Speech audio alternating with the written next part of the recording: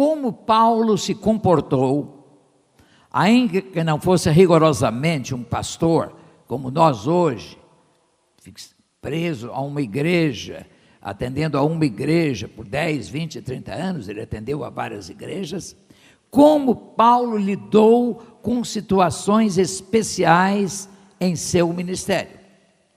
Então, nós vamos tratar agora, nesta última parte de nosso curso, de Paulo e diversos aspectos do ministério pastoral.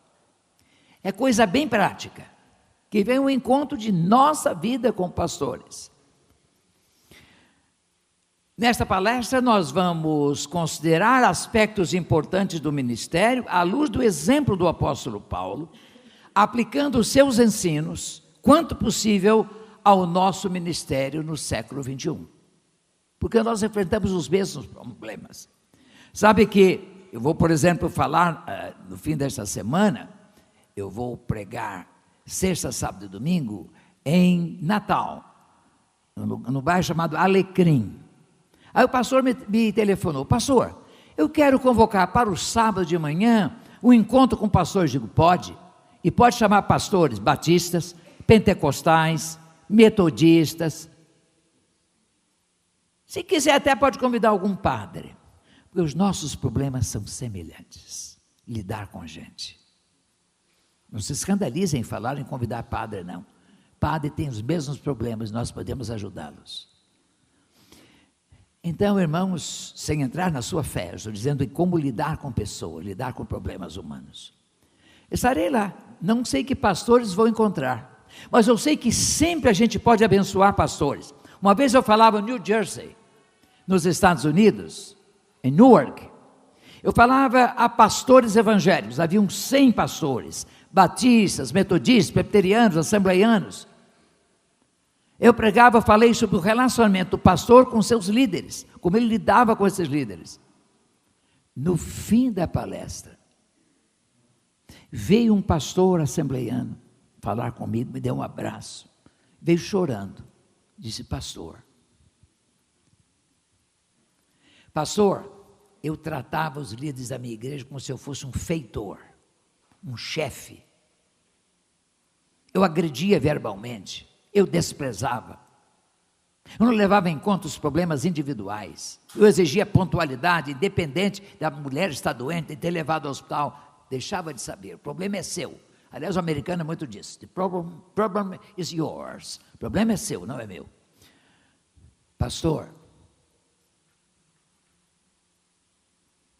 da agora em diante, eu vou tratar de maneira diferente os meus líderes. Ah, pastor, como eu aprendi.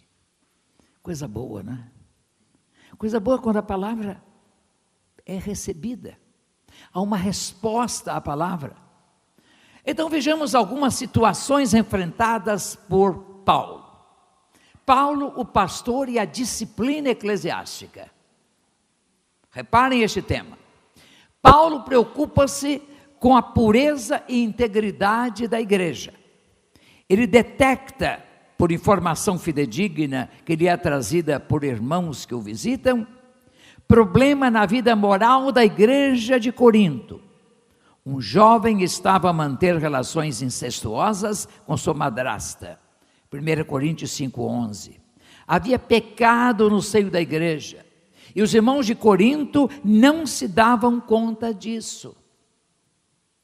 Ele toma providência séria, ordenando que esse jovem seja excluído da igreja, entregue a Satanás, isto é, saia da comunhão da igreja e seja entregue ao mundo para que venha a arrepender-se. 1 Coríntios 2, versículos 2-4. Irmãos, o objetivo da disciplina eclesiástica não é a destruição, nem o castigo, mas levar ao arrependimento e a busca do perdão divino e a restauração. Esse é o objetivo da disciplina. Devemos fazer isso. Ao arrependido, recomenda Paulo o perdão e a restauração dele, a comunhão da igreja, 2 Coríntios 2, 6-9. Provavelmente esse mesmo arrependido Jesus estabelece, como vimos ontem, na sessão de perguntas e respostas, ou foi hoje? Foi hoje. Ele estabelece aquilo: se o teu irmão pecou contra ti, vai, repreende-o entre ti e ele só. Se te ouvir, ganhaste teu irmão. Se não, vai com mais dois, um ou dois. Se não, fala a igreja. Então, os passos da disciplina. Se não ouvir a igreja, consideram como publicano. Ele seja retirado, seja excomungado. Excomungar é tirar da comunhão. O ser entregue a Satanás é tirar da comunhão do corpo de Cristo e levar ao mundo que jaz no maligno. É isso. Não é passar um papel passado o crente para a mão do diabo, não. É tirá-lo da esfera da graça e da comunhão, para que ele caia em si, se arrependa e se restaure. Disciplina semelhante foi aplicada a Himeneu e Alexandre, conforme a epístola de Paulo a Timóteo 2, 1, 19 e 20. Provavelmente esse Alexandre é o mesmo que causara sofrimento ao apóstolo, segundo Timóteo 4, 14. Todo pastor tem um Alexandre que merece. Alexandre, o latoeiro, causou-me muitos males, não é assim? Precioso também é o ensino de Paulo na carta aos Gálatas. Se alguém for surpreendido numa queda espiritual ou moral, caído à beira do caminho, esse sentido do verbo grego, devemos estender-lhe a mão e cuidar dele ou dela para que seja restaurado ou restaurá-la. O verbo encaminhar, aí no texto de Gálatas 6, 1 e 2, é katartizo, que em grego significa consertar, restaurar a condição anterior. É esse o propósito da disciplina cristã. E o trabalho de restaurar exige paciência. Eu estava em Valença, litoral baiano, falando a pastores num retiro. Quando a tarde era livre, eu fui andar na praia, andei 3 quilômetros e voltei ao hotel. Eu passei por um homem trabalhando sofregamente, fazendo algum trabalho, uma rede grande. Eu não parei, eu segui os meus 3 quilômetros. Quando voltei, o sol já se punha.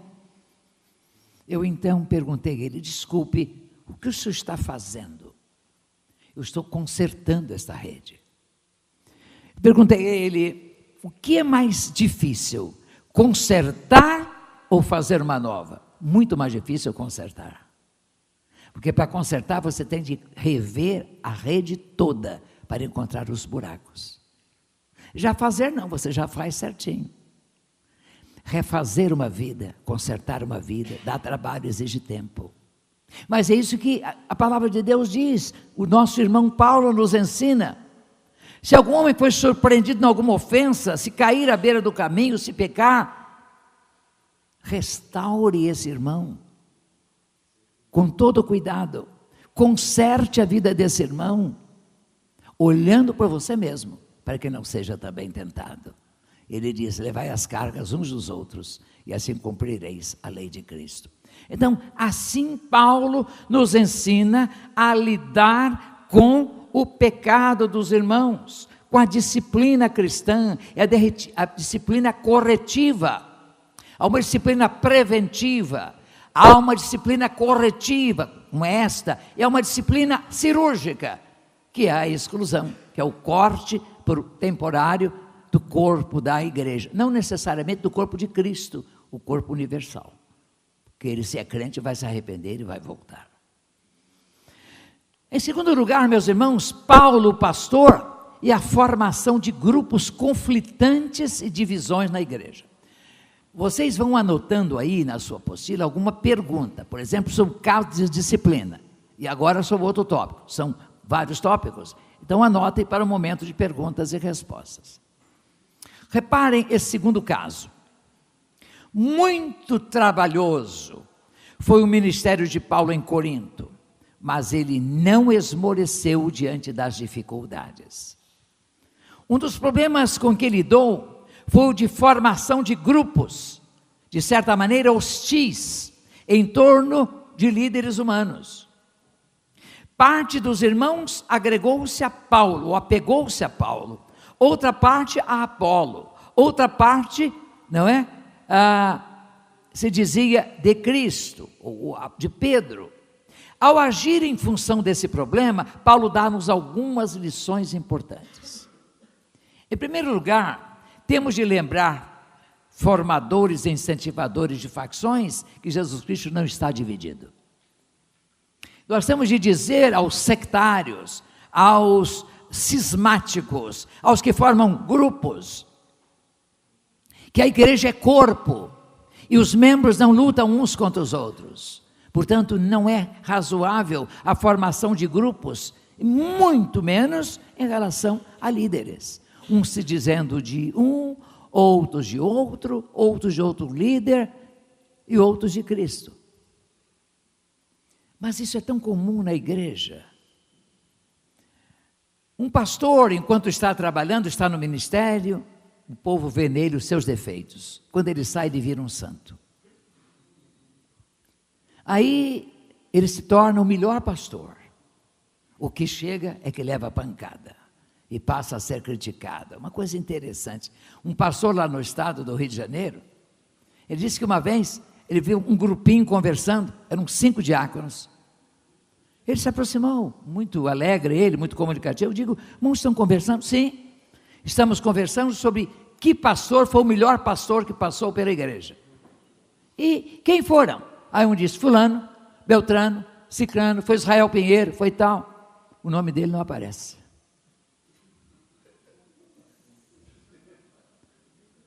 É assim. Agora, você não fique com ciúme, não.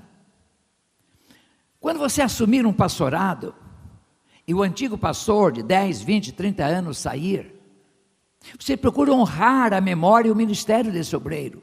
E quando ele vier visitar a igreja, e a igreja o festejar, em vez de ficar com ciúme, participe desse festejo.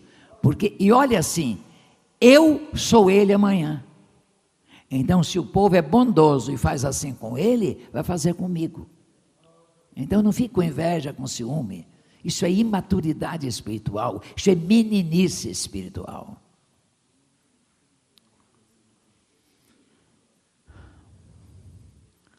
Bem, como Paulo lidou com esse problema? Nós temos de lembrar então a esses formadores de grupos, incentivadores de facções, que Jesus Cristo não está dividido, e portanto divisão não é vontade dele. E ele orou ao Pai, que eles sejam um, como eu e ti somos um.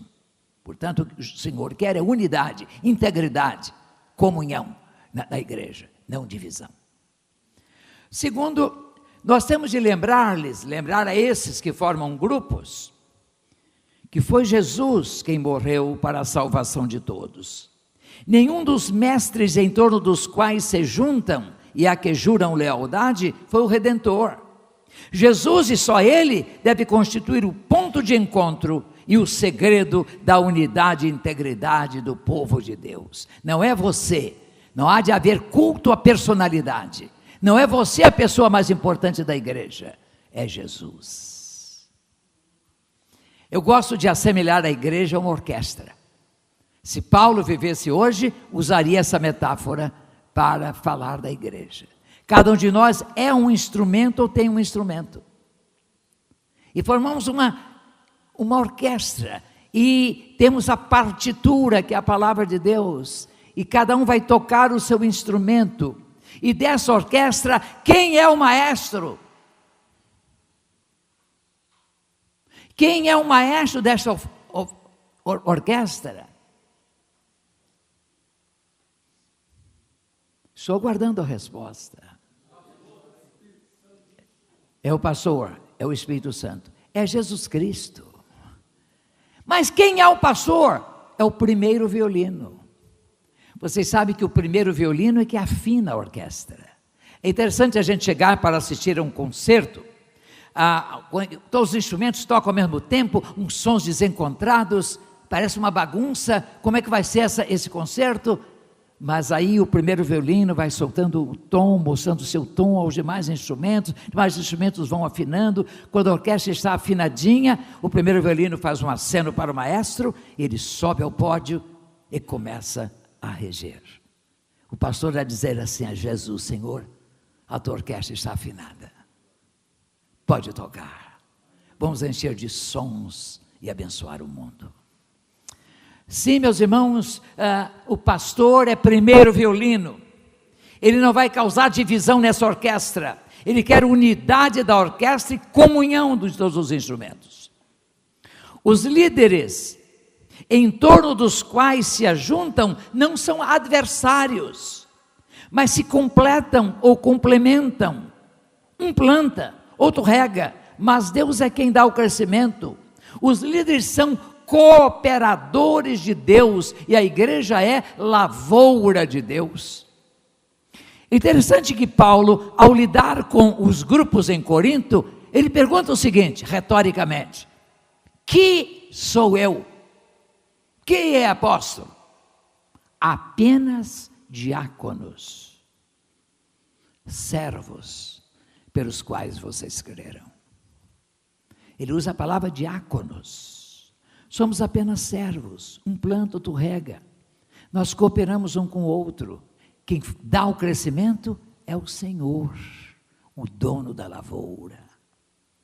Nós somos cooperadores de Deus. A palavra cooperador vem de duas palavrinhas gregas. O prefixo sim, que é com, e ergon, trabalho, esforço. Sinergoi, trabalhamos juntos. Um fazendo uma parte, outro outra. Mas cooperamos para a lavoura de Deus prosperar. Então somos cooperadores, nada de formação de grupos. Há um curso que eu dou na faculdade e toma também 40 horas, eu já dei aqui menos horas, que é o curso de problemas pastorais. Um problema recorrente é o problema de donos de igreja. Às vezes os fundadores se julgam donos, e quando eles discordam do pastor, dão um jeito de pôr o pastor para fora. Como resolver esse problema? Visitar esses irmãos, registrar o papel importante que tiveram ao longo da história, desde a plantação da igreja, mas mostrando que a igreja não é deles, é de Jesus, e que eles são colaboradores, e Deus quer usá-los para isso, e que a comunhão que eles devem cultivar não é uma comunhão exclusiva, fechando-se para os outros, mas é uma comunhão inclusiva, em que outros adentram a igreja e são abraçados. Então nós temos de lidar com divisões dessa maneira. A formação de grupos e as divisões ou cismas na igreja constitui evidência de imaturidade e carnalidade. É o que Paulo salienta, dirigindo-se aos coríntios. Está aí, as passagens bíblicas estão aí. E finalmente, Paulo nos ensina a lembrar a igreja, e sempre, que nós, ministros da palavra ou do evangelho, somos apenas servos de dáscalo, de diáconoi, e despenseiros dos mistérios de Deus, e cada um há de achar-se fiel. Nós somos servos. O que está dito em 1 Coríntios 4:1? Quem pode ler bem forte e bem alto?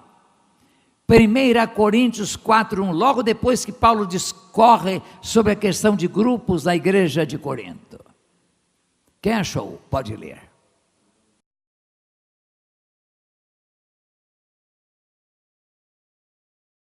A palavra ministro aí não é diáconos. A palavra aí é hipéretes, que no grego clássico era empregada para significar os remadores auxiliares naqueles barcos de 4, 6, 8 remos. Havia o patrão, o dono do barco, que determinava o destino do barco, e havia os remadores auxiliares que remavam no mesmo ritmo e com a mesma força, de modo a levar o barco até o destino. Nós somos esses remadores. O barco é de Jesus, o destino é definido por Ele. Nós cooperamos uns com os outros. Se não remarmos, o barco fica rodando não é? E não sai do lugar. Temos de ir com o mesmo ritmo, com a mesma força, para levar ao mesmo destino. Está claro isso? Somos cooperadores de Deus. Vamos acabar com grupos. Mas há um terceiro problema, uma terceira situação com que Paulo lida e tem muito a ensinar-nos. É o pastor e a mentoria no ministério pastoral. Uma coisa precisa ficar clara, mais uma vez, eu já tratei de mentoria em nossa academia. Nenhum de nós sabe tudo, nenhum de nós pode tudo, nenhum de nós pode resolver todas as questões com a mesma competência. Nós precisamos de ajuda de outros. Precisamos de ajuda de quem tem mais experiência. Precisamos, enfim, de mentoria. Não fique errando sozinho. Se vier a errar, erre com mais alguém. Mas procure ajuda de alguém. Como aquele caçador, não é? Que foi caçar e se perdeu na mata. Ele se perdeu, chegou à noite, ele procurava, não achava caminho, sentou-se num toco, ficou ali meditativo, triste, com uma arma na mão, com só o resto de munição, e se aparece uma onça, como vai ser? Daqui a pouco ele ouve algum ruído no mato, e quando verifica, há 3 homens, ele fica todo feliz. Vocês aqui, que beleza, eu estou perdido. Aí eles disseram, nós também. Mas vamos os 4 procurar o caminho. Então, pelo menos, um vai para um ponto, outro para o outro, um para o norte, para o sul, para o leste, oeste, até achar o caminho. Nós precisamos da companhia e da mentoria de outros. Não fique sozinho. A solidão do ministério é algo muito infeliz. Que é um mentor? Em que consiste a mentoria? No meu livro de Pastor para Pastores, eu cuido do tema. E lá eu digo o seguinte: todo pastor deveria ser um mentor para os menos experientes, a começar dos seminaristas de sua própria igreja. Você vai ajudar, ensinar o caminho a colegas mais novos e aos seminaristas que são candidatos ao ministério. Mas que é um mentor? Define o léxico como a pessoa que aconselha, ensina ou guia. Mentorear ou mentorear é servir de mentor a alguém. Eu ponho aí uma nota de rodapé, não é? Em que eu explico a questão da palavra mentor. Aliás, a palavra mentoria não existe nos léxicos de língua portuguesa, a que tive acesso. É interessante que para preceptor existe em Aurélio preceptoria, a designar a condição de ser preceptor. Em inglês existe, conforme Webster, mentorship, e também muito em voga mentoring. Entendi então de grafar mentoria para a condição e o labor do ser mentor, a semelhança da preceptoria para a condição de ser preceptor. É um neologismo que, quem sabe, poderá aparecer nas próximas edições do Aurélio. E já hoje todo mundo está usando. Mas eu fui um dos primeiros, com certeza. Mentoria. Pois bem, o substantivo vem da figura mitológica do mesmo nome, amigo e fiel conselheiro de Ulisses, idoso, muito idoso para ir a Troia, e que fica em Ítaca. Atena toma sua forma na Odisseia, quando acompanha Telêmaco na procura de seu pai. Daí o uso do nome mentor para significar um conselheiro atento, experiente e digno de confiança. Pois bem, é imperativa a necessidade de mentores no ministério evangélico de todos os tempos e dos nossos de maneira especial. Quero abrir parênteses aqui para dizer que eu tenho um desafio a fazer aos pastores mais idosos aqui do campo, pastores que já exerceram o ministério 10, 20, 30, 40 anos. Eu quero ter um encontro com eles para estimulá-los a serem mentores. Ao saberem que um pastor está vivendo um momento de crise, uma igreja está em crise, eles tomem um ônibus, tomam uma condução e vão até a cidade, a igreja, a casa desse obreiro. Eu vim aqui orar com o irmão, me dispor a ajudá-lo se o irmão quiser. Irmão vai, irmão ora. Ele sentindo, ele feliz com a sua presença, vai abrir o coração. E o irmão poderá ajudá-lo, poderá mentorear, a sair dessa mata em que ele está sozinho, sem cachorro, sem guia, sem luz, sem ninguém. Deus usa os seus mentores. Deus quer usar o irmão. Eu vou fazer esse desafio em breve. Preparem-se os irmãos pastores idosos, já aposentados ou aposentandos, para esse desafio. Vai ser uma bênção, eu sou certo disso. A mentoria na linguagem evangélica hoje. Mentoring é palavra largamente usada nos meios evangélicos nos dias atuais. Mentor é definido como pessoa experimentada e madura que adota o papel de guardião, conselheiro, assessor, personagem exemplar, amigo e tutor de uma pessoa com menos experiência, a fim de nela desenvolver as melhores e mais elevadas qualidades. Paulo foi um mentor. Que homem extraordinário foi Paulo. Quanta gente ele mentoreou. É maravilhoso isso. Webster define mentor como um conselheiro ou guia bem próximo, experiente e de confiança. Mentoria é, por seu turno, a qualidade ou estado de ser mentor, a influência, orientação ou direção exercidas por um mentor ou tutor. Mentor é tutor, é mestre, treinador. Pois bem, Paulo teve seus mentores. Gamaliel foi o primeiro, em cujos pés estudou, e Barnabé depois, que teve o cuidado de introduzi-lo na comunidade cristã. Reparem que nas primeiras ocorrências do nome de Paulo, aparece Barnabé e Saulo. Depois é que Paulo passa a ter a liderança, Saulo e Barnabé. Porque Barnabé mentoreou Paulo. É interessante isso. Como nós precisamos ajudar uns aos outros. Como precisamos. Há um pastor brilhante na denominação, hoje presidente da Convenção Batista Brasileira e vice-presidente da Aliança Batista Mundial, pastor Luiz Roberto Silvado. Ele me pediu prefaciar um livro dele sobre os 10 mandamentos dos ensinos cristãos. Ele me dedicou assim ao pastor Irlande, meu mentor. Coisa boa a gente saber que ajuda um colega. Ele já pegou avião em Curitiba para ir a São Paulo conversar comigo durante 2 ou 3 horas.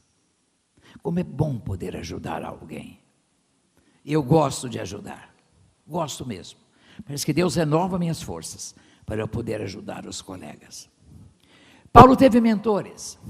Paulo aprendeu a ser um bom mentor e apresenta-se a nós como exemplo de mentor espiritual e ministerial. Vemo-lo envolvido com Timóteo, a quem chama de filho na fé, e com Tito, a quem também chama de filho, e orienta em seu trabalho penoso na ilha de Creta. Paulo também leva consigo Lucas e Silas, logo ao adentrar a Europa e na cidade de Filipos, e com Silas sofre espancamento e prisão, mas lhe mostra como servir bem o Senhor e celebrar os frutos de sua graça. Paulo leva consigo esses jovens, ensina como serem servos de Deus e de seu povo e constitui paradigma, modelo para eles. O bom mentor deve ser um guardião espiritual, um personagem exemplar, digno de imitação, um confidente confiável. A gente pode falar com ele e ele guarda, a gente sabe que ele não transmite a ninguém. Um amigo verdadeiro, um assessor honrado, um tutor capaz, um companheiro humilde. Sim, meus irmãos, Cornfield, que trabalha no ministério importante de pastoreio de pastores, destaca as características do bom mentor espiritual, lidando com a relação de mentoria de Paulo e Timóteo da forma seguinte. Ele diz o seguinte, sobre a relação de Paulo e Timóteo: há um relacionamento paternal e familiar, há amor. Paulo se referia a Timóteo como meu amado filho. Há intercessão, que bênção é ter um mentor intercessor. Saudade e alegria, Paulo possuía e expressava seu afeto. Reafirmação do que é bom. Paulo mencionava boas qualidades de Timóteo. Exortação. Paulo desafiava a ser mentoreado ao crescimento. O seu mentoreado ao crescimento. Cuida de ti mesmo e da doutrina. Não diz primeiro cuida da doutrina e de ti mesmo. Primeiro de ti mesmo e da doutrina. Temos de cuidar de nós mesmos.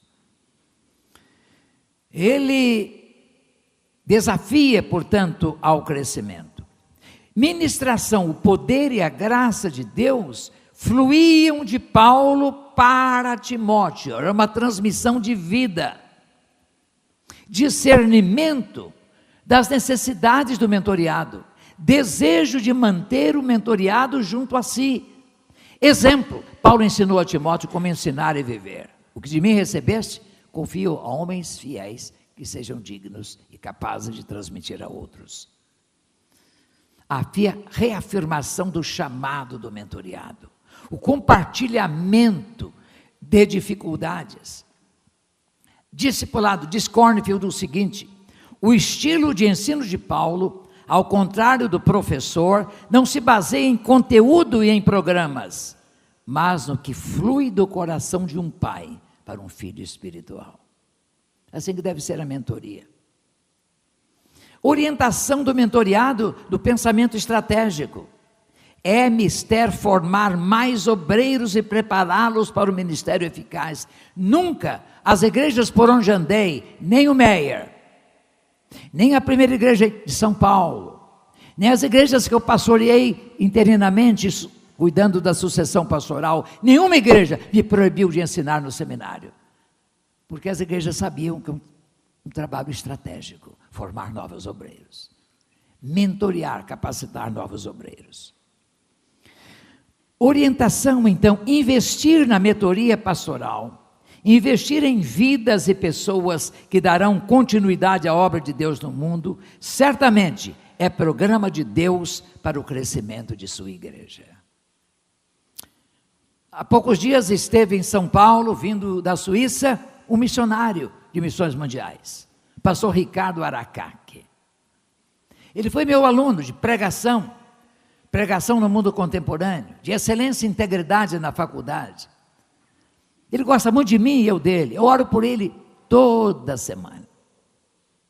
Ele me veio dizer: pastor, que bênção é a sua ajuda ao longo dos anos. Eu disse a ele: pastor Aracaque, eu oro pelo irmão, e fico pensando quando oro no irmão lá em Basileia, a dirigir o povo de Deus. Ele fez uma entrevista comigo para um trabalho que será a sua proposta de doutorado em teologia. Ele tem um mestrado.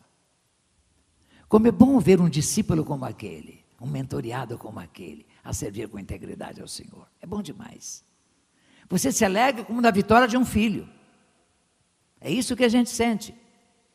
Então, seja um mentor, seja um ajudador para alguém que tem menos experiência que você, e às vezes até para alguém que tem mais idade, porque alguém pode ter mais idade, mas não tem experiência em determinada situação, então ele pode procurar você, e como lidar com a situação, e você pode ajudar. O normal é o mais idoso, o mentorear o mais novo, mas nem sempre é assim. O mais novo pode ajudar também. Bem, irmãos, vamos para a quarta situação de que fala Paulo. Vocês anotem alguma pergunta aí nessa área de mentoria, porque é muito importante. O pastor e conflitos entre membros da igreja. Pastor e conflitos entre membros da igreja. Aí não são grupos, mas conflitos entre irmãos. Embora não seja desejável, pois a unidade e a comunhão dos crentes e a vontade do Senhor, há conflitos entre membros da comunidade eclesiástica. Isso já ocorreram no colégio apostólico. E por quê? Em virtude da disputa de poder, sobre qual dos discípulos seria o maior. Mais de uma vez os discípulos discutiram sobre qual deles era o maior. Mas também pela irritação dos companheiros, pelo desejo de Tiago, filho de João, filho de Zebedeu, aliás, de se sentarem no reino messiânico, à sua direita e à sua esquerda. A mãe dos filhos de Zebedeu não deixou por menos queria que um filhinho dela ficasse à direita e o outro filhinho à esquerda. A mãe quer tudo para os filhos. Eu gosto da mãe dos filhos de Zebedeu. Mas ela não pensou nos outros. Mãe é, por natureza, egoísta. E os demais discípulos ficaram irritados. Não, é Pedro o maior, sou eu o maior. Como lidar com problemas assim? O próprio Paulo teve conflito e discussão com Barnabé, a propósito do itinerário da segunda viagem missionária e da presença de João Marcos, com o que Paulo não concordava. Seguiram caminhos diferentes, embora imbuídos de propósitos comuns. Nós podemos discordar ou concordar em discordar cordialmente. Nós podemos seguir caminhos diferentes, mas o mesmo Senhor, porque o Senhor percorre todos os caminhos.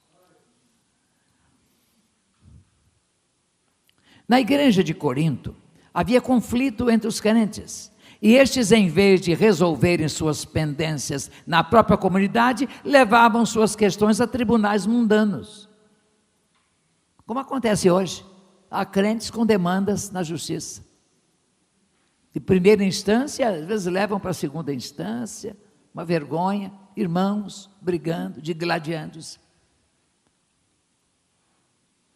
Isso não honra o nome do Senhor. Caso que muito entristeceu a Paulo, foi a desavença entre Evódia e Síntique na igreja de Filipos. Por isso Paulo escreveu palavra de exortação para ambas. Aliás, há algumas traduções que traduzem assim: eu rogo a Evódia e Síntique que sintam mesmo no Senhor. Mas Paulo usa o verbo rogar, paracaléu, 2 vezes. Eu rogo a Evódia, eu rogo a Síntique. Porque se ele usasse só para uma, a outra ficaria enciumada. Ah, quer dizer que ele gosta mais dela. E Evódia, não. Rogo a Evódia e rogo a Síntique que sintam mesmo no Senhor, que se reconciliem.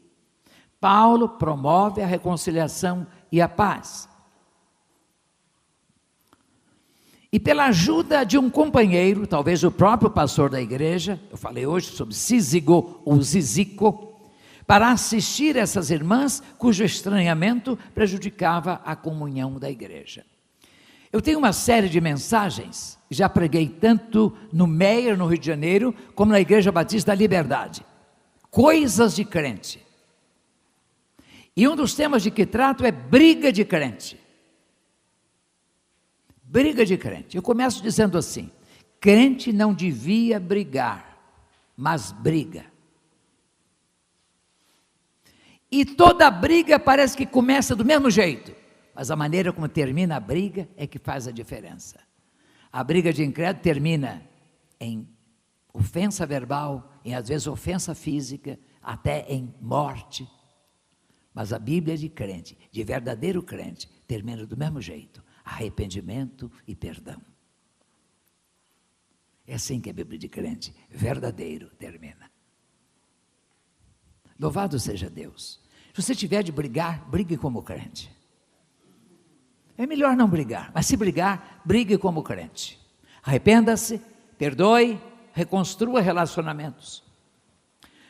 Que lições nós aprendemos desse episódio e de como Paulo procede diante de conflitos entre irmãos? Em primeiro lugar, para os que querem buscar grandeza, prestígio, notoriedade, ser os maiores e desprezam ou pugnam ou lutam contra os outros, é necessário salientar, como fez Jesus, que a medida de grandeza no reino de Deus é o servir, e servir bem. Maior é o que serve a todos com alegria. Portanto, nada de mania de grandeza à moda do mundo. No reino de Deus, grande é quem serve, e serve bem, e serve muito. E fazer o bem, bem feito. Segunda lição: quando há conflito entre lideranças de natureza metodológica, ou no como fazer as coisas e nos caminhos a seguir, e não havendo meios de harmonizá-los, ou melhor, cada um seguir o seu caminho, tendo o mesmo propósito de servir ao Senhor, e sem guardar amargura ou ressentimento. Aliás, o profeta já perguntava: como dois andarão juntos se não estiverem de acordo? Foi o que aconteceu com Paulo e Barnabé. Ainda que haja tribunais e instâncias de justiça para tratar de conflitos entre as pessoas, e é necessário que haja, o ideal paulino é que os crentes resolvam suas pendências assistidos por irmãos maduros e sábios na própria igreja. Nós criamos na Igreja Batista da Liberdade, inclusive valendo de uma lei de 20 anos atrás, sobre mediação, arbitramento, conciliação. Nós criamos um tribunal arbitral. Foram eleitos 12 irmãos para formarem câmaras arbitrais, que vão lidar com conflitos entre os membros da igreja, quando se tratar de questão patrimonial. E então os nossos problemas serão resolvidos na igreja, e não nos tribunais profanos. Devemos atender ao que Paulo ensina. Ainda que haja tribunais e instâncias, devemos, buscar a paz no seio da igreja. O ideal paulino, repito, é que os crentes resolvam suas pendências, assistidos por irmãos maduros e sábios na própria igreja. Devemos ajudar os irmãos nesse sentido, com fiéis e bem-aventurados pacificadores, operadores e promotores da paz. Quando dois ou duas crentes se desentendem na igreja, é necessário que as tratemos com amor, valorizando-as, referindo-lhes as virtudes, exortando ambas e ajudando a reconstruir a ponte de seus relacionamentos. Foi o que Paulo fez em relação a Evódia e Sintique. Há mais, entretanto, a ser feito. Precisamos despertar irmãos maduros e sábios, como agentes e operadores da paz entre os desavindos, os que desentendem. O quinto problema, a quinta situação com que Paulo se defrontou, e no trato dessa situação traz lições para nós, é o pastor e o ministério educacional e discipulador. Eu vou pedir um intervalo, mas vamos pensar no Paulo e o ministério educacional. É evidente, meus irmãos, a importância do pastor como educador e discipulador. Paulo oferece como uma das qualidades do candidato ao episcopado ou ministério pastoral, ser apto para ensinar. 1 Timóteo 3:2, na parte final. Ora, essa aptidão implica em possuir conhecimento e competência e eficácia em transmiti-lo. Ao tratar dos dons concedidos por Cristo ressurreto e assunto aos céus, diz Paulo que ele, o Senhor Jesus, concede pastores mestres, querendo o aperfeiçoamento, a capacitação dos crentes. Também cuida Paulo de enumerar e discutir os dons espirituais, com que o Espírito capacita cada crente, e um deles é o dom do ensino. 1 Coríntios 12, 4-7, Romanos 12, 7. Sem ensinar, haja dedicação ao ensino. Paulo e Barnabé foram mestres e discipuladores exímios, como mostra a narrativa de Lucas ao tratar da atuação deles em Antioquia, Atos 11, 26. Lá, os instruídos por Paulo e Barnabé foram, pela vez primeira, chamados cristãos.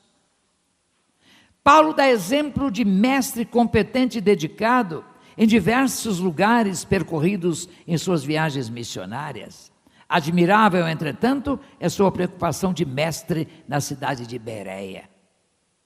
Com relação aos colossenses, diz Paulo que pregava, exortava e ensinava, sublinho o verbo ensinar, visando a tornar toda pessoa madura e plenamente desenvolvida em Cristo. Pois bem, que lições aprendemos de tudo isso a propósito do ministério educacional e discipulador sob a responsabilidade do pastor? Meus irmãos, tudo que acontece na igreja tem a supervisão do pastor. Pode haver um diretor de educação cristã, um ministro de educação cristã, um ministro de música, um ministro de juventude, um ministro de crianças, uma igreja muito grande, mas o responsável é o pastor. Você quer saber quem é responsável de uma organização? Quando alguma coisa der errado, quem é culpado? Aqueles que apontarem como culpado é o líder, é o caso do pastor. Se alguma coisa funciona errado na igreja, é o pastor o culpado. Não vão culpar o ministro, não. O ministro da música, o ministro do som, o ministro da família, o ministro da juventude. É o pastor que é chamado. Como é que o pastor deixa um sujeito desse ministrando numa área tão estratégica, etc. Então, se o pastor é responsável, então que o seja plenamente. Que ele supervisione competentemente todas essas áreas e tenha pessoas de confiança em todas elas. A missão de fazer discípulos que Paulo procura cumprir com esmero é essencial ao cumprimento da missão divina confiada à igreja. O pastor tem que compreender isso. Assim como a comunidade de Jerusalém permanecia no ensino dos apóstolos, Atos 2,42, a da Antioquia aprendeu a palavra de Deus pela ministração de Barnabé e Saulo. Por isso, seu notável crescimento. Educação cristã e discipulado são essenciais à maturidade e ao crescimento saudável e pluridimensional da igreja. Isto é, crescimento em todas as dimensões. Notável exemplo dessa verdade hoje são as Assembleias de Deus e sua ênfase na educação e discipulado. Creio que já contei isso aqui. Nós sabemos como eram as Assembleias de Deus 30 anos atrás. Os cultos, aquele barulhão, e todo mundo gritando, todo mundo orando, todo mundo falando línguas. Para pregar lá era fácil, é só ter algumas frases de efeito. O povo dizia aleluia, amém e pronto. Mas surgiu um movimento na igreja Assembleia de Deus, com o reverendo Gilberto, que estudou no Seminário Betel, no Rio de Janeiro. Esse homem lançou um movimento de escolas dominicais nas Assembleias de Deus. Meus irmãos, o crescimento espiritual, teológico das Assembleias foi algo notável. Uma vez eu viajava para Maceió, para prelecionar para os pastores do Nordeste brasileiro. Eles se reuniram no retiro em Paripoeira, em Maceió. E em Salvador, onde houve escala, entrou o pastor Gilberto. Eu não me lembrava dele, já de cabelos brancos. Ele olhou para mim e me conheceu. O senhor pastor Irlande, me deu um abraço. O que o irmão vai fazer? Disse, olha, eu estou indo, respondi a ele, falar a pastores do Nordeste, pastores batistas, lá em Paripoeira. E o senhor pastor? Ele é mais velho do que eu. Eu vou falar a 800 professores de escola dominical numa conferência em Maceió. Porque nós descobrimos que nós andávamos como assembleianos uma roda só, não saímos do lugar. Só evangelizávamos, cantávamos, orávamos, gritávamos. Vocês sobre duas rodas. Pregação e educação. Educação bíblica, escola dominical. Vocês cresceram, crescimento sólido. Nós agora aprendemos com vocês. E hoje a Assembleia de Deus está levando a sério a educação, a palavra de Deus. A Bíblia, por exemplo, de estudo palavra-chave, hebraico-português, grego-português, é uma preciosidade. Vocês compram para vocês verem que bênção é essa Bíblia. Acima das palavras do Antigo Testamento, vem númerozinhos, apontando para o dicionário hebraico-português. No Novo Testamento, há númerozinhos sobre as palavras do texto português, apontando para o dicionário grego-português. Você vai encontrar a palavra, a raiz da palavra, o significado da palavra. Que Bíblia excelente. Quem tem essa Bíblia, levante a mão. Olha aí, vários irmãos. Não é uma benção a Bíblia? Então, a Assembleia de Deus publicou essa Bíblia de Strong. Então, eles estão descobrindo. E nós estamos abandonando a escola dominical. Nunca a escola dominical foi tão fraca. Nunca a educação religiosa foi tão frágil no meio batista como hoje. Precisamos restaurar a educação cristã. Precisamos de bons ministros de educação cristã, ministras de educação cristã, programas de educação cristã. Lá na Liberdade foram aprovadas este ano 3 escolas aos domingos. A Escola Bíblica Dinâmica, que trata de história bíblica, livros bíblicos. A Escola de Vida Cristã e Contextualização, tratando de grandes temas de hoje que teremos de responder. E a Escola de Liderança Cristã. 3 escolas. Temos de educar o nosso povo. Temos de desenvolver sólido programa educacional em nossas igrejas, capacitando os que têm o dom de ensino, incentivando-os a um ministério absolutamente essencial.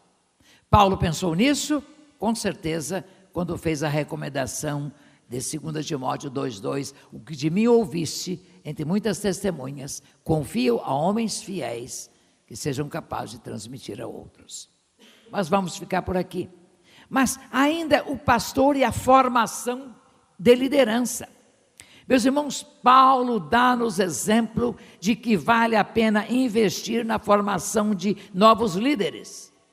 Como observamos no ponto 3, ao tratarmos de Paulo e a mentoria. Seus filhos aí, entre aspas, na fé, e outros que com ele se associaram, aprenderam no trabalho e nos relacionamentos como lidar com o povo de Deus e com as pessoas. E mesmo à distância histórica, admiramo-nos com a liderança que Paulo exerce em momentos de crise, como foi o da tempestade e do naufrágio relatados por Lucas. Ele não era capitão do navio, mas assumiu a liderança dos procedimentos de salvamento. Buscou a Deus, orou, repreendeu, foi picado por uma serpente, mas não foi morto. Prometeu a todos, ninguém vai morrer, ninguém vai perecer. A carga vai embora, mas nós permaneceremos. Que líder foi Paulo. Porque a gente ensina também a liderar, liderando. Ensina a fazer, fazendo. É extraordinário isso. Eu gosto demais de Paulo, gente. Paulo é extraordinário exemplo. Paulo, como líder, previne, Atos 27:10, suporta a frustração, versículo 11, encoraja os companheiros de luta e sofrimento, versículo 22, testemunha de sua experiência com Deus, versículos 23 e 24, tudo isso no capítulo 27 de Atos. Ele afirma a sua fé, versículo 25. Ele procura unir seu grupo na hora da crise, versículo 31. Ele estimula a todos a alimentar-se e a confiar em Deus, versículos 33 a 37. Ele garante a vitória, versículo 34. Faz por merecer o respeito e a consideração de seu superior e dos companheiros de infortúnio, versículos 43 e 44. E usado por Deus, é honrado com livramento e acolhida, capítulo 28, 1 a 7. Paulo abençoa as pessoas da ilha de Malta e com a vida honra o nome do Senhor e pelo Senhor é honrado. É na crise que se conhece o líder. Paulo é um exemplo para nós. Não é quando tudo vai bem que o líder brilha, é quando tudo vai mal. Na hora da crise, ele tem lucidez, ele parte para soluções adequadas. Meus irmãos, nós, tantos quantos lerem seus livros, ouvirem suas histórias e atentarem para seu exemplo, serão abençoados e aprenderão a exercer a liderança e lidar com pessoas. Paulo repete-se na vida daqueles que por ele foram liderados e por ele foram capacitados. E hoje somos abençoados pela lembrança dele. É um líder inspirador. Mas a 7ª situação com que Paulo lida é o pastor e as heresias no meio eclesiástico. Já havia heresias, já havia diversidade, cismas. Como Paulo lida com as heresias? Vocês vejam como Paulo é contemporâneo. Paulo serve de exemplo também pela maneira com que lida com a invasão e presença de heresia no meio de suas igrejas. Ele previne os líderes espirituais de Éfeso de que surgirão falsos mestres mesmo no meio do seu povo que semearão erros. Atos 20, 29 a 31. De igual modo, Paulo salienta a presença de judaizantes anunciando um outro evangelho que afasta os fiéis da verdade que ele anunciara. Gálatas 1, 6 a 9. Previne os irmãos de Colossos com relação ao incipiente gnosticismo e outras falsas doutrinas que haviam chegado àquelas paragens. Colossenses 2, 4 a 23. Que lições aprendemos com Paulo em relação à heresia e falsos ensinos no seio da igreja? Eu quero elogiar os irmãos, a sua visão. Mesmo no ambiente escuro como esse, estão conseguindo ler. Meus parabéns. Eu estou lendo aqui num tipo bem grande.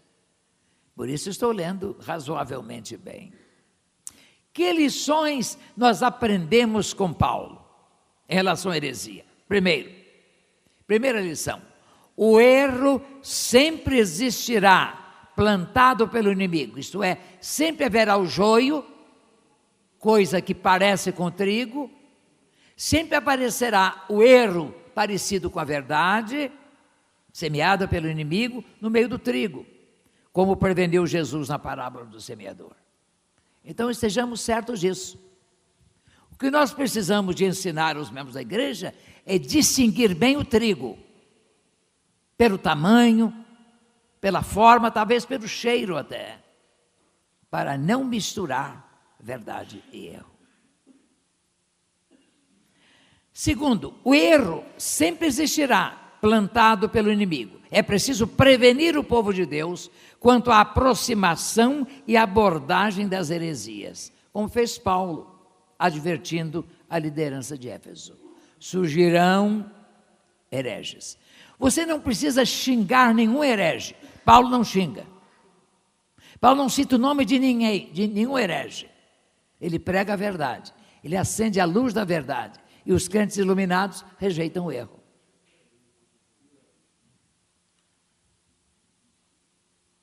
Então, nós temos uma estratégia paulina de lidar com o erro, pregando a verdade, ensinando a verdade, comparando. É preciso vertebrar, isto é, dar espinha dorsal, dar estrutura óssea, o povo de Deus com a verdade, que esta é luz e espancará as trevas do erro. Foi o que fez Paulo, ensinando a verdade aos Efésios. Na Galácia, reafirmando as grandes verdades da fé. E em relação aos Colossenses, na exposição da mais bela afirmação cristológica do Novo Testamento. O erro não se combate com a violência, com a espada, com a perseguição, mas com as armas da verdade. Jesus disse: e conhecereis a verdade, e a verdade vos libertará. Do erro, inclusive. João 8,32. No mundo de tantas e estranhas doutrinas que contrastam a beleza e pureza da verdade evangélica, é mister que, a par de um viver da verdade, empreguemos as armas de uma sólida apologética cristã. Mesmo porque a igreja é coluna e baluarte da verdade. Coluna enquanto exibe, baluarte enquanto sustenta a verdade. 1 Timóteo 3,15.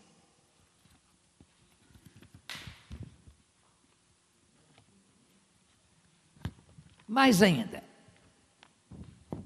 outra questão com que lida o apóstolo, e lida magistralmente, são os momentos de crise na vida e no ministério. Paulo teve suas crises, Paulo enfrentou dificuldades, Paulo chorou, Paulo orou, Paulo esteve preso, mais de uma vez em mais de um lugar, esteve preso em Jerusalém, esteve preso em Cesareia Marítima, esteve preso em Roma, esteve preso em Éfeso, esteve preso, não é? Em Corinto, talvez. Paulo viveu, como todos nós, momento de crise e sofrimento no ministério pastoral e em sua vida pessoal. Paulo sofreu perseguição e sofreu injustamente, como ocorreu em Filipos, onde com Silas foi espancado e preso injustamente. Atos 16, 20 a 24. Em Tessalônica, onde foi alvo de tumulto e ameaças. Em Bereia, mais uma vez, perseguido por judeus revoltados. Paulo sofreu ingratidão das próprias igrejas e acusações de falsos mestres que o acusavam injustamente. Paulo padeceu com a presença de um espinho na carne, cuja natureza desconhecemos, mas que o fez muito sofrer. Eu quero saber se algum pastor mineiro sabe qual era o espinho na carne de Paulo. Se souber, serão umas descobertas mais profundas da exegese do Novo Testamento.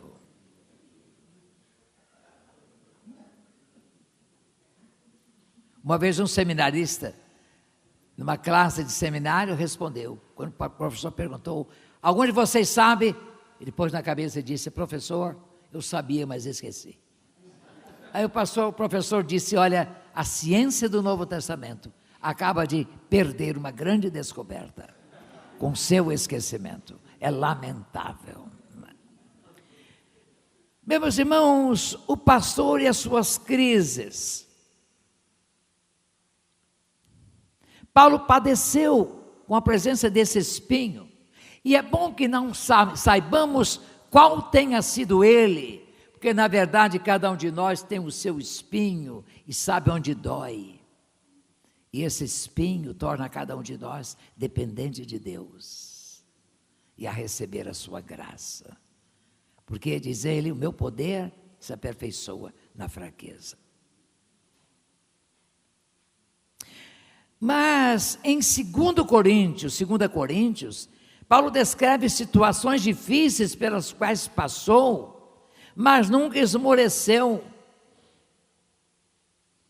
Ele diz, por exemplo, aos coríntios, quanto mais eu vos amo, menos sinto o amor de vocês. A igreja de mão fechada, coração fechado, não ajudou o apóstolo. Filipos ajudou. Filipos mandou dinheiro para um pastor preso. Isso não aconteceu em Minas Gerais, nem em São Paulo, mas aconteceu em Roma.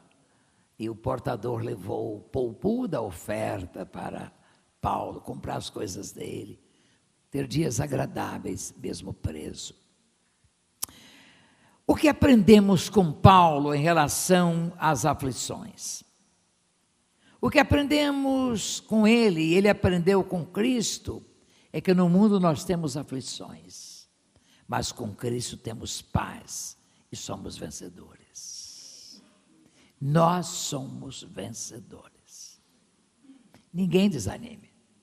O Senhor Jesus está conosco. Em segundo lugar, o sofrimento por Cristo e com Ele sempre produz frutos. Basta atentar para o que ocorreu em Filipos, em Tessalônica e em Bereia, acima referidas. Que igreja maravilhosa nasceu em Filipos.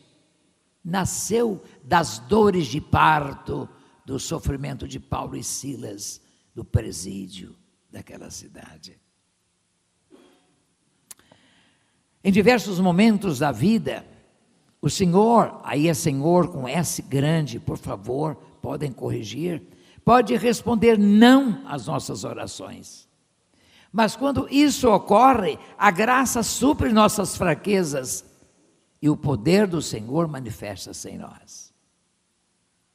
Como fez em relação a Paulo, em momentos de sofrimento e dor, o Senhor promete estar conosco todos os dias até a consumação dos séculos. Nós não somos um bando bando de perdedores, nós somos um bando de vencedores.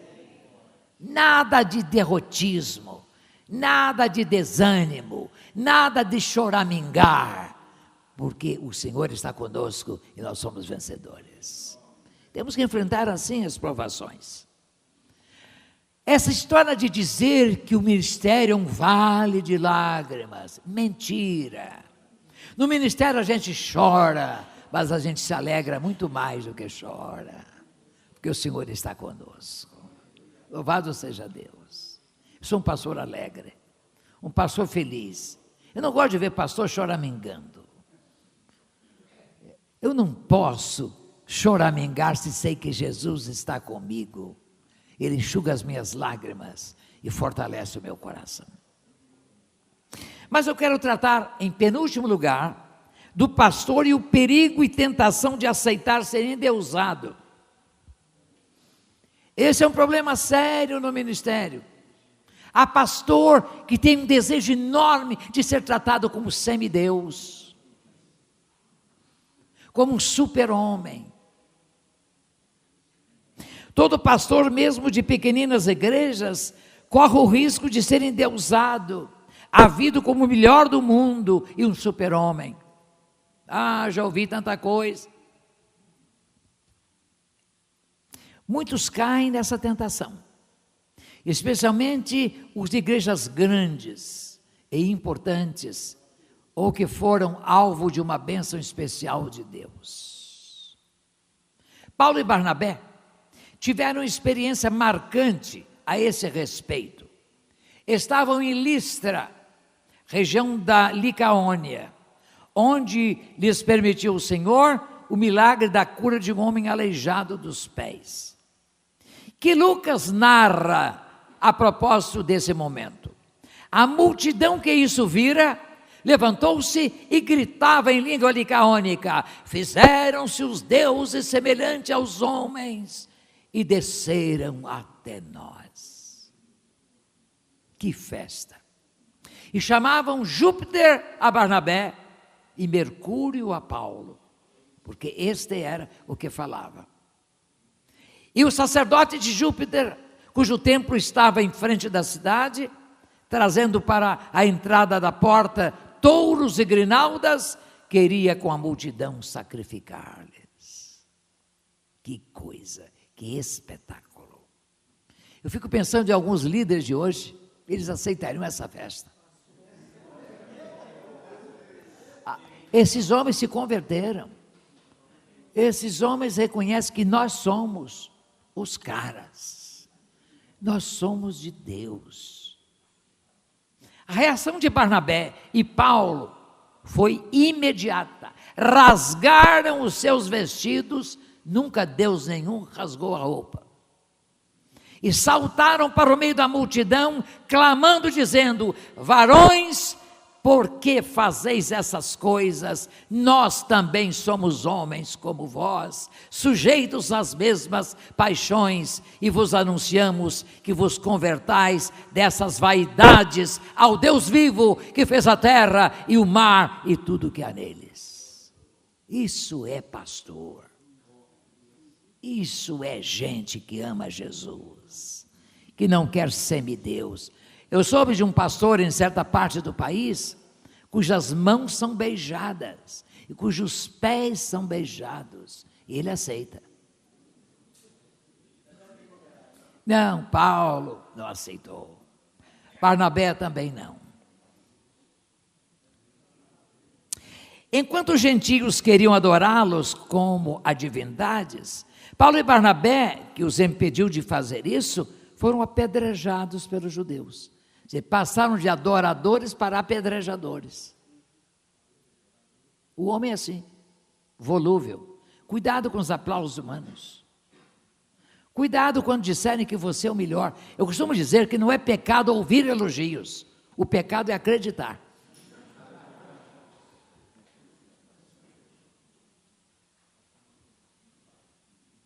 Ouça, uma questão de cortesia, mas não acredite.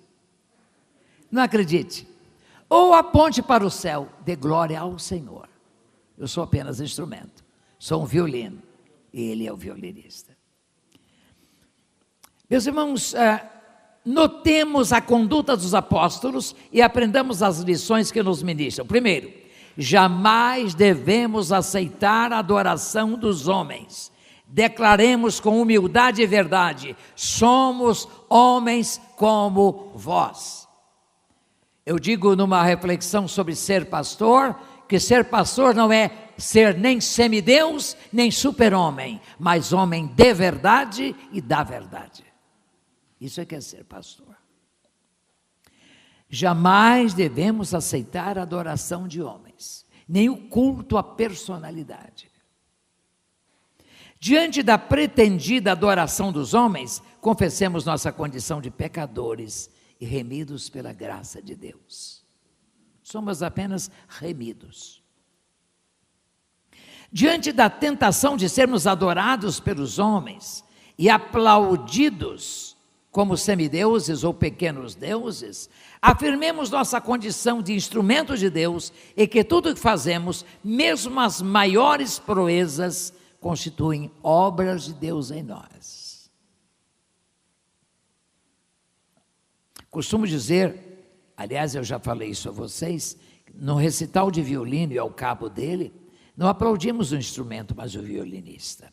A música de nossas vidas é produzida pelas mãos, pelo toque dos dedos, pelo sopro de Deus. Somos simples instrumentos, não somos grandes, mas somos usados por um Deus grande. O Senhor é um grande pregador. Muito obrigado, irmão, mais uma correção. Eu sou um pregador de um grande Deus. Não sou um grande pregador. Finalmente, o pastor e o relacionamento com as pessoas e os líderes do povo de Deus. Aspecto importante do ministério pastoral são os relacionamentos com as pessoas. E aí, mais uma vez, Paulo dá-nos lições preciosas. Paulo é mestre na arte de relacionamento. Notemos o seguinte em Paulo. Primeiro, do relacionamento com as pessoas, seus colegas e líderes em geral, Paulo não demonstra ciúme, inveja, nem diminui qualquer pessoa. Ele valoriza e recomenda pessoas, como fez em relação a Febe, em Romanos 16:1. Paulo elogia e reconhece publicamente o labor fiel das irmãs Evode e Sintique, da igreja de Filipos. Meus irmãos, às vezes a igreja realiza uma festa bonita, um evento bonito, uma equipe grande trabalhou. Se você quer agradecer a alguém, não mencione nomes sem anotá-los antes. Você não deve omitir ninguém. Todos da equipe merecem o carinho e o reconhecimento do pastor. Paulo fez isso escrevendo aos Romanos. Um capítulo inteiro, cheio de nomes. Coisa bonita isso. Paulo estava em Corinto, mas mandou essa carta.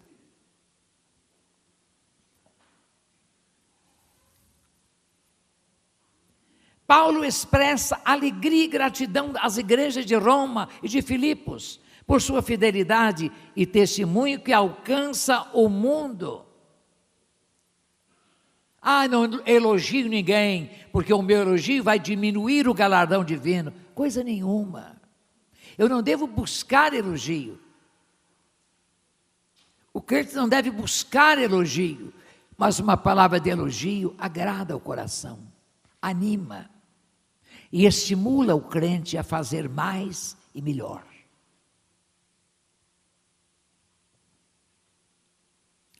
Eu nunca me esqueço de uma jovenzinha em Queimados, estado do Rio de Janeiro. Eu cheguei, era membro da igreja de Marechal Hermes, assumi dia 4 de setembro de 1960, o pastorado da igreja. Não havia quem tocasse, não havia, eu levava pianistas, eu levava organista lá da igreja de Marechal Hermes para tocar. Um dia uma menina de 12 anos me procurou e disse: pastor, eu aprendi a tocar um hino. Eu posso tocar no órgão.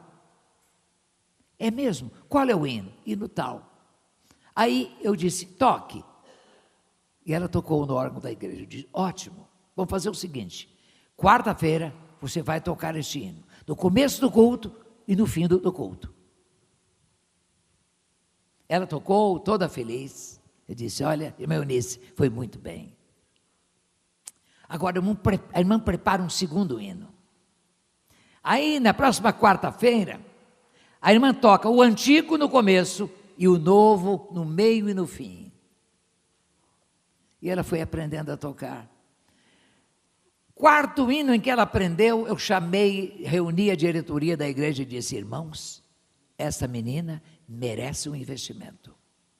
Nós devemos pagar um conservatório para ela. A família não tem condições. Os irmãos concordam? Pastor, vamos pagar? Vamos. Pagamos o conservatório musical para ela. Ela se tornou uma grande pianista.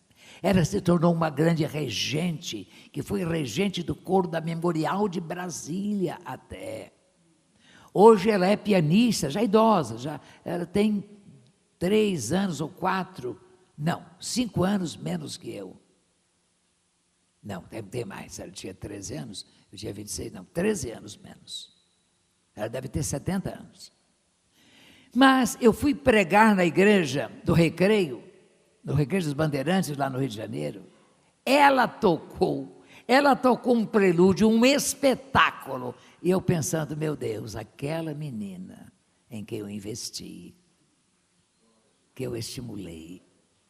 Ela trabalha no Teatro Municipal do Rio de Janeiro, na Sala Cecília Meirelles. Vale a pena investir em gente, vale a pena estimular pessoas. Nós somos pessoas assim, como pastores. Paulo tem o cuidado de mencionar os nomes de todos aqueles que com ele cooperaram e constituem bênçãos para a igreja e o reino de Deus. Por exemplo, em Romanos 16, de 1 a 16, vejam lá quantos nomes ele menciona, de quantos nomes ele se lembra. Isso é pastor. Homem agradecido. Cerca de 30 nomes são lembrados, além das pessoas cujos nomes não são registrados, mas a quem ele envia a saudação. Que líder notável! Como o crente se sente bem quando o pastor faz referência ao seu nome e reconhece seu trabalho. O crente nunca mais esquece do sorriso do pastor, da menção do seu nome por parte do pastor.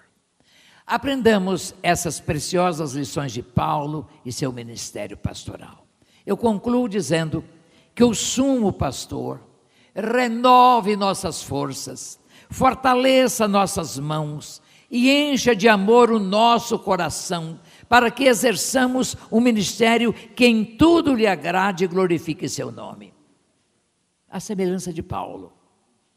E que nosso propósito seja o mesmo do apóstolo das gentes. Nem considero a minha vida de valor algum para mim mesmo, se tão somente puder terminar a corrida e completar o ministério que o Senhor Jesus me confiou, de testemunhar do Evangelho da graça de Deus. Vamos ler essas palavras de Paulo? Vamos juntos? Nem considero a minha vida de valor algum para mim mesmo, se tão somente puder terminar a corrida e completar o ministério que o Senhor Jesus me confiou, de testemunhar do Evangelho da graça de Deus. Deus nos abençoe. Meus irmãos,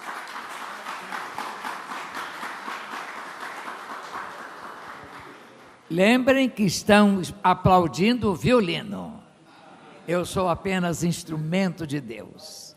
Eu falei porque Ele me deu voz, deu cabeça, deu coração, deu olhos. Ele me deu meios de acessar o conhecimento e transmitir aos irmãos. Eu vou dar 10 a 15 minutos no máximo de oportunidade de perguntas e encerraremos uns 15 minutos antes, ou 20 minutos, para irmos jantar. Eu vou em seguida.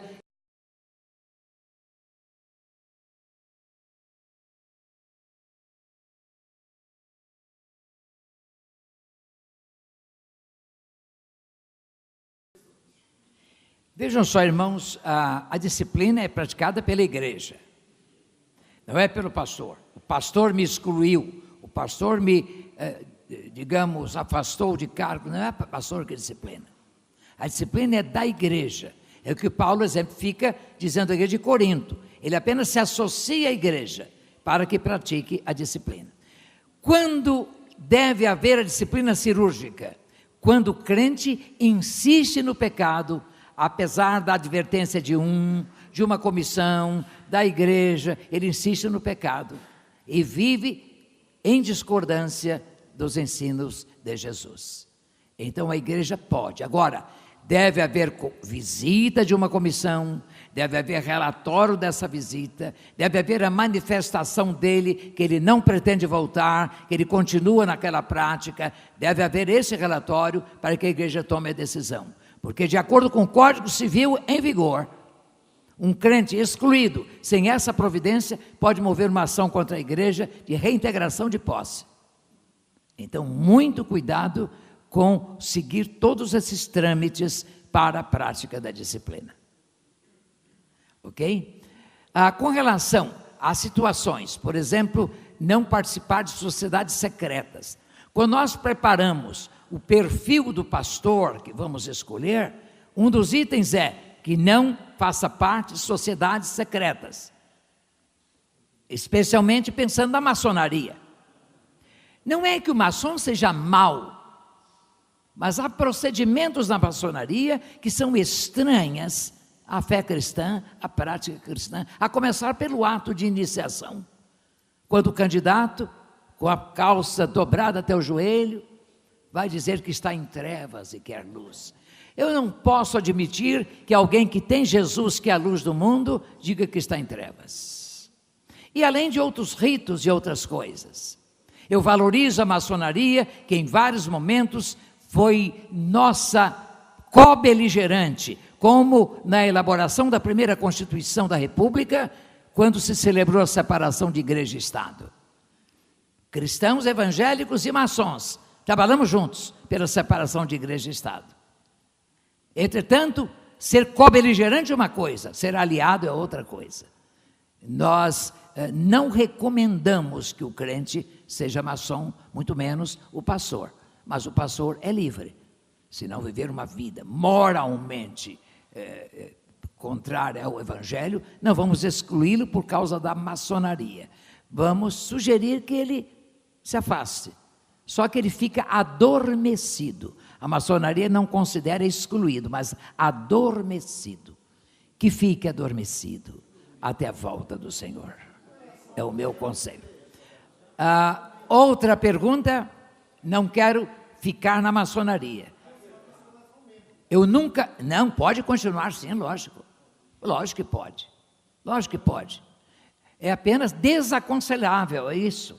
Não é? Se ele não tem problema de consciência, que ele permaneça. Agora, se vocês perceberem que maçons da igreja se reúnem sobre certas questões contrárias à igreja, é hora de discipliná-los pela dissidência, não pela maçonaria, mas pela dissidência. Outra questão, sim, pastor?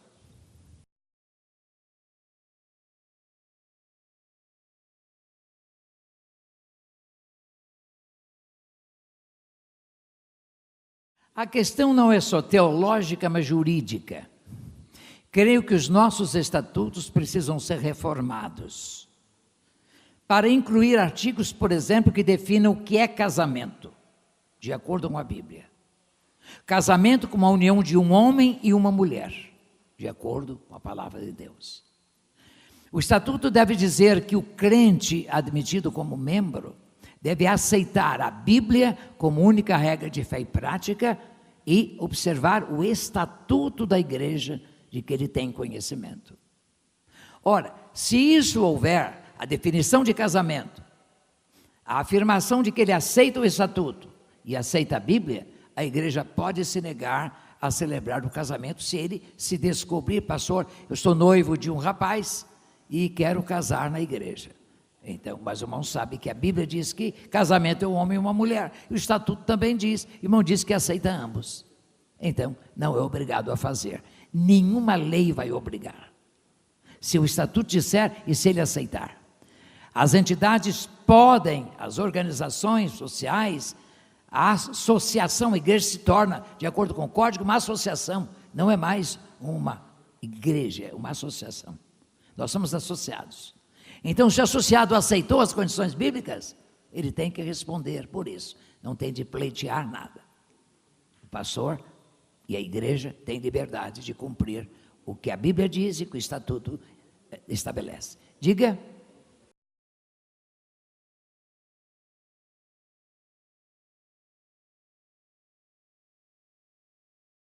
Dentro de nossa eclesiologia, de nossa praxis, um grupo de irmãos pode desejar formar uma nova igreja.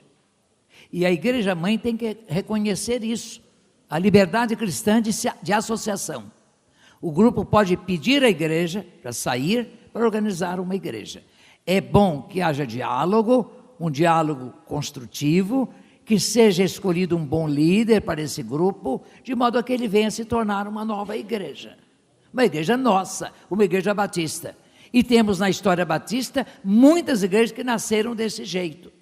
Algumas nasceram de briga. Quando vocês viram uma igreja, Igreja Batista da Paz, saibam que ela nasceu de briga. Igreja Batista da Concórdia, nasceu de briga. Igreja Batista da Comunhão, nasceu de briga. Eles querem dizer com o nome, lá não havia paz, lá não havia concórdia, lá não havia comunhão, aqui há. Entende?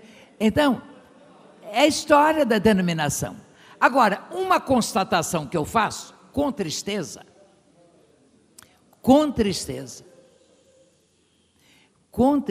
eu faço, é que igreja que nasceu de briga, terá no seu DNA uma marca de amargura. Ela jamais será abençoada, até o tempo em que se arrepender diante de Deus. Posso assegurar isso a vocês. Eu digo com conhecimento de fatos, conhecimento de verdade, de igrejas que têm 50 anos de existência e nasceram de briga, nunca prosperaram. É melhor saírem com concórdia do que com discórdia. Mas um grupo pode sair, isso eclesiologicamente pode. Gente, outra pergunta?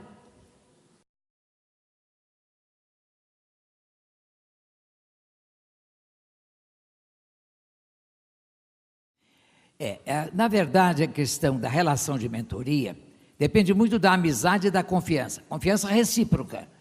O mentoriado deve confiar no mentor e o mentor no mentoriado. Tem que haver integridade de ambos. Inclusive, discrição. As coisas de que tratam não devem ser divulgadas. Os problemas que o mentoriado traz ao mentor não devem ser divulgados. Deve tratar diante de Deus. Às vezes, o melhor mentor não é o pastor do mentoriado, é um outro. Às vezes, até um pastor de outra denominação. Já ocorreu caso assim.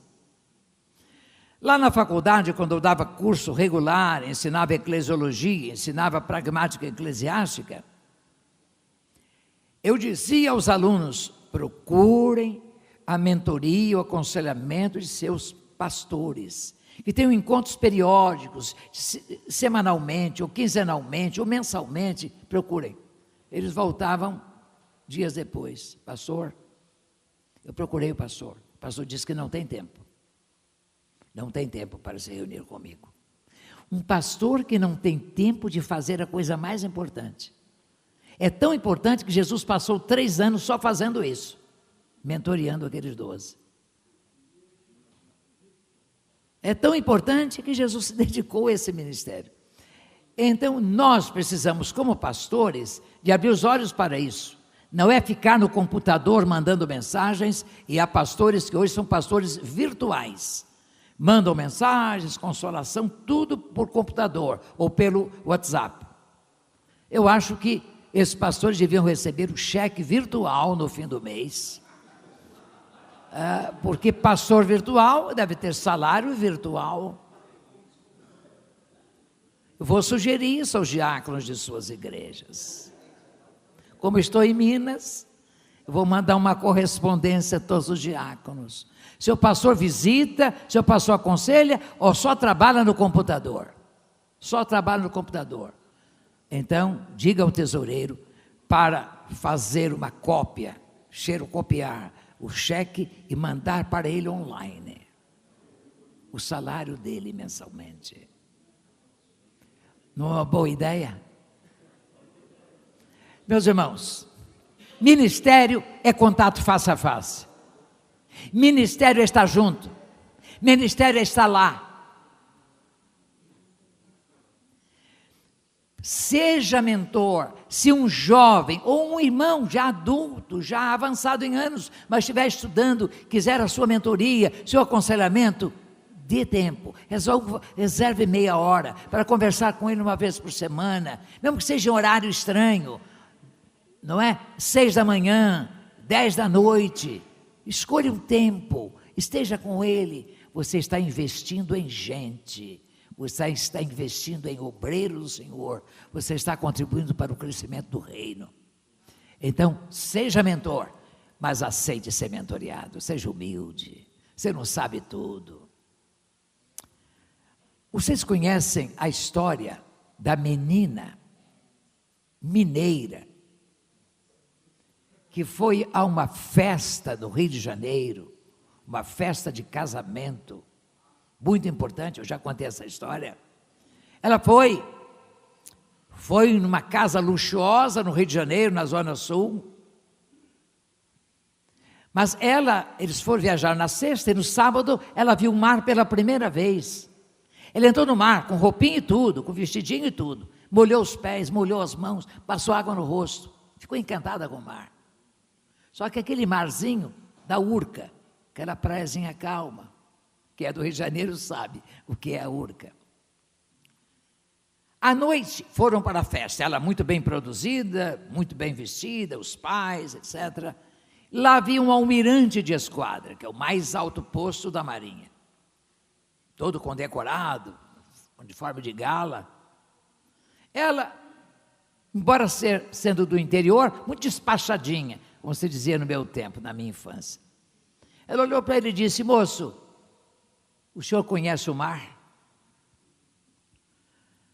O almirante respondeu: sim, filho, eu conheço. Eu também conheço, bateu no peito. Realmente, os dois conheciam. Só que o alto mar, as tempestades do mar, os perigos do mar, as trevas do mar, e ela, a praia da Urca. Há muito pastor que conhece a praia da Urca e acha que conhece o mar inteiro e o mar profundo. Há pastores menininhas de Minas. Então, aprenda com os almirantes que singraram águas fundas. Aprenda, ouça dos almirantes como enfrentar a tempestade no mar, como viajar, e você vai então abençoar. Há uma página bonita do Lusíada de Camões, em que Formião, não é, dialogava com Aníbal, o general. E Formião procurava ensinar guerra, ensinar a arte da guerra. Aí Aníbal responde: a atividade ou a luta militar prestante não se aprende, Senhor, na fantasia, vendo, lendo, senão vivendo, tratando e pelejando. Nós não vamos ensinar a Aníbal a arte da guerra, vamos aprender com Aníbal a guerrear. Então vamos aprender uns com os outros, pratiquemos a mentoria, sejamos uma bênção. Gente, vou encerrar. Chegou o tempo final em que eu tenho de terminar e tomar a estrada.